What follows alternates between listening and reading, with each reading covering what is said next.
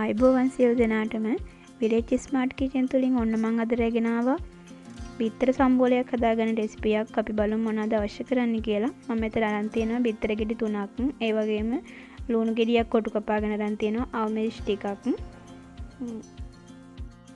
තක්කාලි ගෙඩියක් පොඩි කොටු කපාගෙන අරන් තියෙනවා. ඒ වගේම ලුණු කොළ මිටක් අරන් තියෙනවා පොඩියට කැරි කපාගෙන. ඒ වගේම ගම්බිරිස් කුඩු ටිකක් ලුණු කුඩු ටිකක් කැලි මිරිස් ටිකක් අරන් තියෙනවා. මාළු මිරිස් කරලක් පොඩි පෙති කපාගෙන අරන් තියෙනවා. දැන් අපි මේ බිත්තර සම්බෝලේ හදාගන්න තමයි සූදානම් වෙන්නේ. මම ඉස්සෙල්ලාම බිත්තර ගෙඩි 3 බෝල් එකකට මෙහෙම කඩලා දාගන්නවා.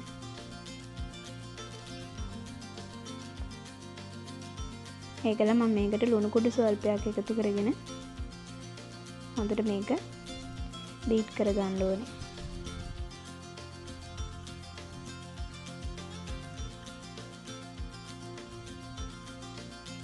මේ විදිහට හොඳට කහම දේ සුදුම දේ මිශ්‍ර වෙනකම් පොඩ්ඩක් මේ විදිහට බීට් කරගන්න ඕනේ.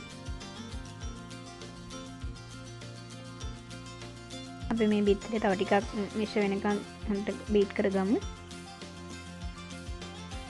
මේ විදිහට හොඳට මේ ගානට බීට් වෙනකම් බීට් කරගන්න ඕනේ.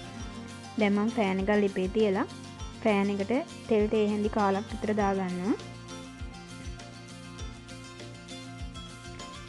මෙතන අපිට තෙල් ගොඩ අවශ්‍ය කරන්නේ. තෙල් බොහොම සුට්ටක් තිබ්බනම් ඇති. බිත්තරේ බෙද ගන්න ප්‍රමාණය තිබුණා නම් ඇති. අපි දැන් තෙල් ටික රත් වෙනකන් ඉඳලා බීට් කරගත්ත බිත්තර ටික අපි මේකට එකතු කරගමු.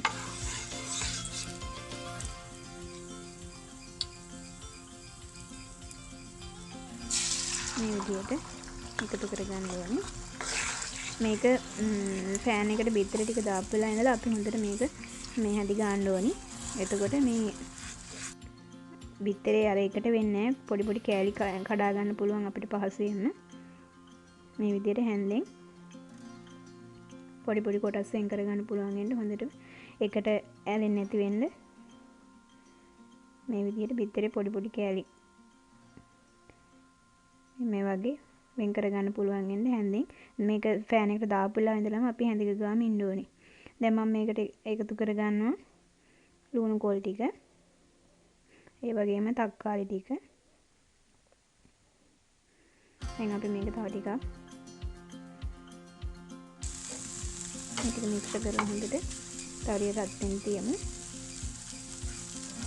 දැන් මම කැලි මිරිස් ටික එකතු කරගත්තා.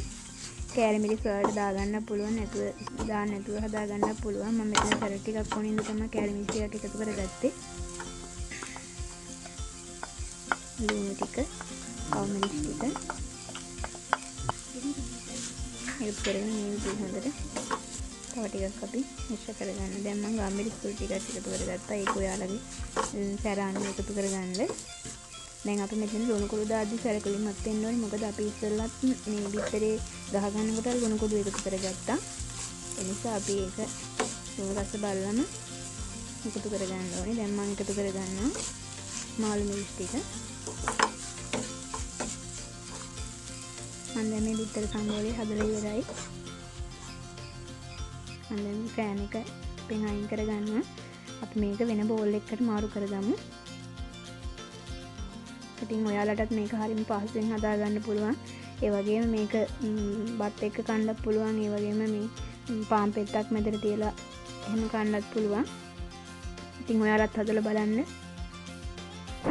රස කොහොමද කියලා. ඒ වගේම කමෙන්ට් එකක් දාන්න. අපේ channel එක subscribe කරන්නත් අමතක කරන්න එපා. ඔයාලට සුබ දවසක්.